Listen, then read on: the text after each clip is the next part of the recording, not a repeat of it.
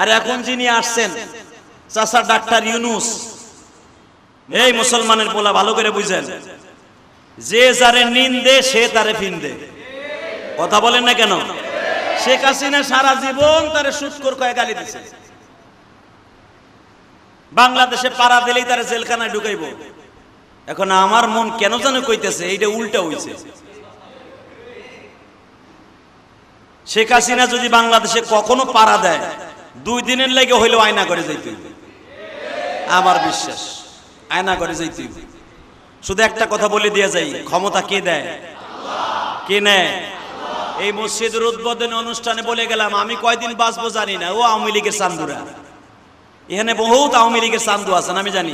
আজকে দাঁড়াইতে পারবেন না, দাঁড়াইলে ঘুষির চোটে আপনার নাক সানুকটা আমি নিজেই বানাইলাম আজকে। এতদিন আপনি দাঁড়াইতে সাহস পাইছেন, এখন পারলে খারান তো। কারণ কি জানেন? বিএনপি আলার এখনো ক্ষমতায় আসে নাই, ক্ষমতার মুখও দেখে নাই। বাড়িঘর জ্বালাইয়া, রাস্তাঘাট পুরাইয়া, মানুষরে বাইরাইয়া কত অভিনয় দেখাইতেছ। তোমরা ভাইবো না এই ডক্টর ইউনূস 5-6 বছরের আগে উনি ক্ষমতা ছাড়বে? স্বপ্ন দেখো না।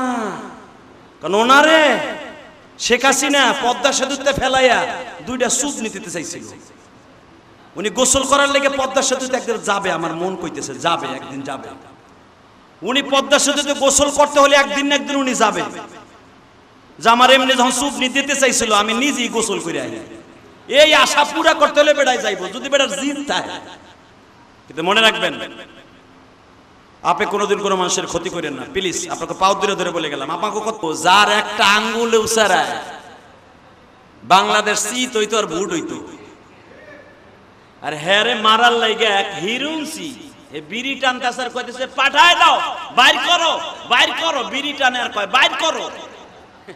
আইনমন্ত্রী চান্দুরে ধরছে, তা ওই যে যেটা দাড়ি মারি চাইছে মাহুন্দা হইছে, জাইলগিয়া হইছে, জাইলগিয়া।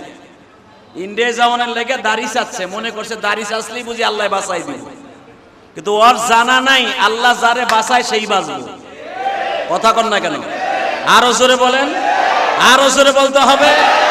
আল্লাহ বন্ধু আজকে তার মূর্তি, তার ভাষ্য, তার ভাস্কর্য গলায় রশি বাইন্দা টাইনে টাইনে ভাঙ্গে ভাঙ্গে এমনকি মাথার উপর উঠে মুইতে দিচ্ছে। কথা কন না কেন? ক্ষমতা কার? এর দ্বারাও যদি আপনার ইমান ঠিক না হয় চান্দু চাচা আর হইব না। আমলুকের সব চান্দুগুলারে বলবো সবগুলা সময় আছে, এখনো 1 বছরের চিল্লায় যাও। কথা কন না কেন? পুলিশের মাইরির থেকেও বাঁচতে পারবা আর জনগণের মুদ খাওয়ার থেকেও বাঁচতে পারবা। কারণ 15 বছর চান্দুরা কম জুলুম করো নাই। একটা ইমামকেও বাংলাদেশে ঠিক মতো কথা বলতে দাও নাই, খালি সুদের বিরুদ্ধে কথা বলছে। আমলিকের সভাপতি, মসজিদের সভাপতি, নামাজটা শেষ হওয়ার আগেই ওই 3 নাম্বার কাতারে বদমাইশ বইয়েই সেক্রেটারি বলে যায় আগামী জুমায় যেন এই হুজুরে না দেই। কথা কন না কেন? বদমাইশ বইলেই বাইতে যাইয়া বিড়ি টানতাসার বোরে কইতেছে ইমামের চাকরি খাইছে আলাবে, চাকরি খাইছি। ও খুব চেঁচাচেঁচি করছিল। রেজেক তুমি ইমামের খাও নাই, তোমার তোমার তোমার তোমার রেজেক খেয়েছো। কথা বলেন না কেন? তাহলে আমি আপনাদের খেদমত আরজ করি, সেই আরজটা কি জানেন? দুনিয়ায় যে যেমনি থাকেন দুনিয়া ছেড়ে যাইতে হবে। কথা কন আরো জোরে। এই যে কালকে রাত্রে ধরা খাইছে মনে হয় আসাদুজ্জামান কামাল, না? কালকে রাত্রে ধরা খাইছে ওনার বোনের বাসার থেকে। দুঃখ কই রাখবো, যার একটা আঙ্গুলে উসারায় বাংলাদেশ চিত হইতো আর ভুট হইতো।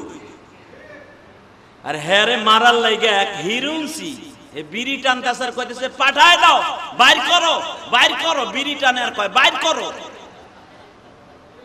কথা কন না কেন? আইনমন্ত্রী চান্দুরে ধরছে, তা ওই যে যেটা দাড়ি মারি চাইছে মাহুন্দা হইছে, জাইলগিয়া হইছে, জাইলগিয়া। ইন্ডিয়া যাওয়ানোর লেগে দাড়ি চাচ্ছে, মনে করছে দাড়ি চাচ্লেই বুঝি আল্লাহ বাঁচাই দিব, কিন্তু ওর জানা নাই আল্লাহ যারে বাঁচায় সেই বাঁচবো। কথা কন না কেন? আরো জোরে বলেন, আরো জোরে বলতে হবে। আল্লাহ যারে বাঁচাবে সেই বাঁচবে। শেখ হাসিনার ছেলেবেলা, অর্থাৎ শেখ হাসিনার যত বংশের রক্তের আপনজন আছে, এক সপ্তাহ আগে সবগুলারে পাচার করছে। কথা কন না কেন? ওইগুলারে বাঁচাই বললাই গেছে গা। আর যেইগুলা বেশি বেশি পড়র পড়র করছিল, মনে রাখবেন এটা বাংলাদেশ, এটা পাকিস্তান না, এটা ইন্ডিয়া না। বাংলাদেশের মানুষকে আল্লাহ এমন একটা মেধা দিয়ে বানিয়েছে, এরা কেউটা খায় না, কাউর ধার ধারে না। সুযোগ পাইলে আইকেলা বাস সাইসা দেয় না, আশা ঢুকায়। এটার নাম বাংলাদেশ। পৃথিবীতে 14টা কান্ট্রি আমি সফর করছি। সেই ইংল্যান্ড বলেন, মালয়েশিয়া বলেন, সৌদি আরব তো কতবার গেছি, পাসপোর্টের সিল ছাড়া বলতে পারবো না। সিঙ্গাপুর বলেন, মালয়েশিয়া বলেন, ভারতবর্ষ বলেন, চায়না বলেন, পৃথিবীর যেই রাষ্ট্রে আমি গেছি, বাংলাদেশের মতো দেশপ্রেম আমি পৃথিবীর কোন দেশে দেখিনি। আপনি যাই যা মনে করেন না কেন, বাংলাদেশের মানুষ এরা হতে পারে গরিব, কিন্তু এরা ইমানের দিক দিয়ে 1 নাম্বার। কথা বলেন না কেন?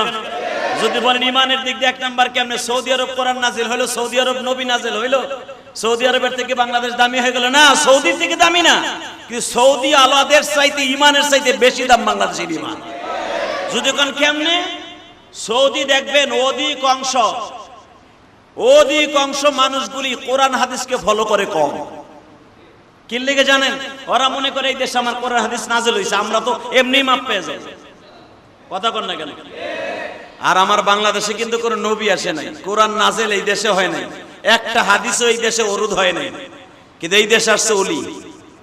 এই দেশে ওলি আসছে, শাহজালাল আমানির মতো ওলি আসছে, শাহ মাকদুমের মতো ওলি আসছে, শাহপরানের মতো ওলি আসছে, আল্লামা শামসুল্লাহ ফরিদপুরের মতো ওলি আসছে, চরমনে আল্লাহর কুতুবের মতো ওলি আসছে, শর্ষিনা আল্লাহর কুতুবের মতো ওলি আসছে।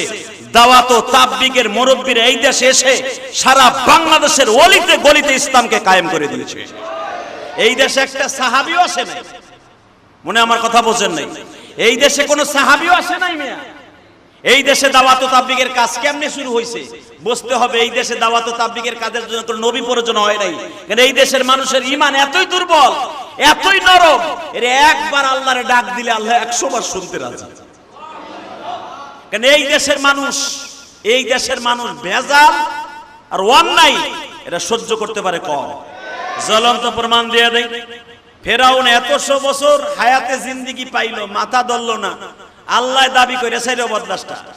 ও মনে মনে ভাবছিল আমার ক্ষমতা নেয় কি, আর আল্লাহর সাথে পাহাড়ে যাই উনি একটা কথাবার্তা বলেছিল যে আল্লাহ তুমি আমার যতদিন বাঁচায় রাখবা, ক্ষমতার মস্তদে আমি জানি তুমি একজন আছো, আমি এইটা বলবো না যে তুমি দেয়ার ইজ নো গড, এটা কখনোই বলবো না, আমি বলবো তুমি একজন গড আছো, ইয়েস গড তুমি আছো, কিন্তু আমার সাথে একটা ওয়াদা দাও, আমি যতদিন ক্ষমতায় থাকবো খোদাই দাবিটা আমার দিও, মরার পর আমার যা দাও দিও, আমার কোনো কষ্ট নাই। আল্লাহ মুস্কি হেসে দিয়ে বলে তাই তুই এটার ভিতরে রাজি আছো? কয় হ্যাঁ আমি রাজি। আপনারা জানেন ডাইরেক্ট কোরআন শরীফের আয়াত, আল্লাহ রাব্বুল আলামিন জিবরাইলকে বললেন ওরা কথাটা রেকর্ড কর আর দলিলের মধ্যে সাইন লিওয়ালা, ও দুনিয়া চাইছে আখিরাত চায় না। বাল তুথিরুনাল হায়াতাদ দুনিয়া ওয়াল আখিরাতু খায়রু ওয়া আবকা, দুনিয়া যে চাবে আল্লাহ তাকে দুনিয়া দিবে, আখিরাতে তারা কিছু দিবে না। মনে রাখবেন, দুনিয়ায় যারা জায়গা জমি টাকা পয়সা বিল্ডিং চাইবেন আল্লাহ তাদের দিবে, আল্লাহ কি করবে? দিবে, কিন্তু আখিরাতে তারে আল্লাহ কিচ্ছু দিবে না, এটা মনে রাখবেন। তো ফিরাউন যখন আল্লাহর কাছ থেকে দলিল করে নিয়ে আসলো আমি দুনিয়া চাই আখিরাত চাই না, আল্লাহ রাব্বুল আলামিন বললেন যা তোরে দুনিয়া দিয়ে দিলাম, তবে মনে রাখিস তোর মরণ পৃথিবীর এমন ভাবে আমি দিব সারা দুনিয়ার মানুষ তোরে মনে রাখতে হবে। ফিরাউন পট করে কি বলছিল জানেন? আরে দূর, মরার পর কি দিবা দিব ওটা পরেরটা পরে বুঝবো, আগে নগদ যেটা পাই হাত পাইতে লই। এরকম কিছু শ্রেণীর মানুষ আছে না নাই? আমরা ওয়াজের মাঠে বুঝাইতে গেলে দূর মোল্লার জাতগুলো কয়, এরকম আছে না কিছু? দাওয়াত ও তাবলীগ আলার যখন বুঝাইতে যায় দাওয়াতের হইছে নিজের খায়া নিজের কোনো কাম নাই কাজ নাই, গেলে হুদা ভুল বের বের বের করে, নিজের ফ্যামিলি ঠিক নাই হে দাওয়াত দেতাই সারা একজন। এটা হলো তার 1 নাম্বার শয়তানের ধোঁকা। মইরা লাও তারপরে বুঝবা ফেরাউন তোমার চাস্তো ভাই। এগুলো সব ফেরাউনের কথা। ফেরাউনরা যখন মুসা আলাইহিস সালাম বললেন লিমা তুযুনানি ওয়া কাদ তা'লামুনা আন্নী রাসূলুল্লাহ, আরে আমার আগে অনেক নবী আসছে, আমার এইভাবে মারস, তোর কি মায়া লাগে না? কয় মার কি আমি খাইনি, মারি তোরে, আমি ব্যথা মুমকা। নাউজুবিল্লাহ বললেন না? লাকাদ কানা লাকুম ফি রাসূলিল্লাহি উসওয়াতুন হাসানাহ। وقال الله تبارك وتعالى من منع مساجد لله وإذ يرفع إبراهيم القواعد من البيت وإسماعيل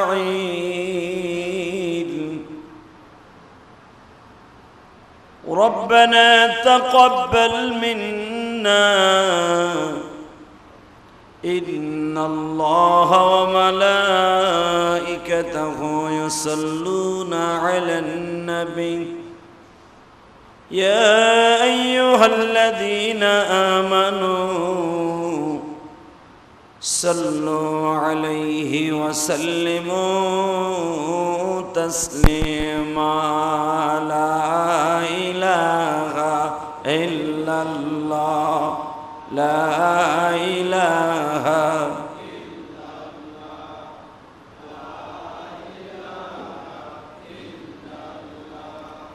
لا إله إلا الله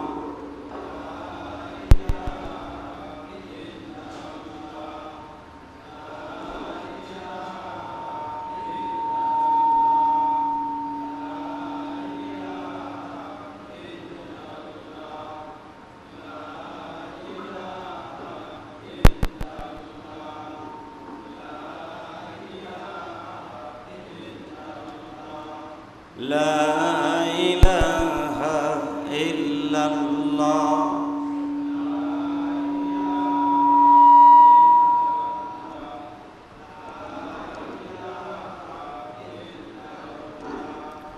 لا إله إلا الله لا إله إلا الله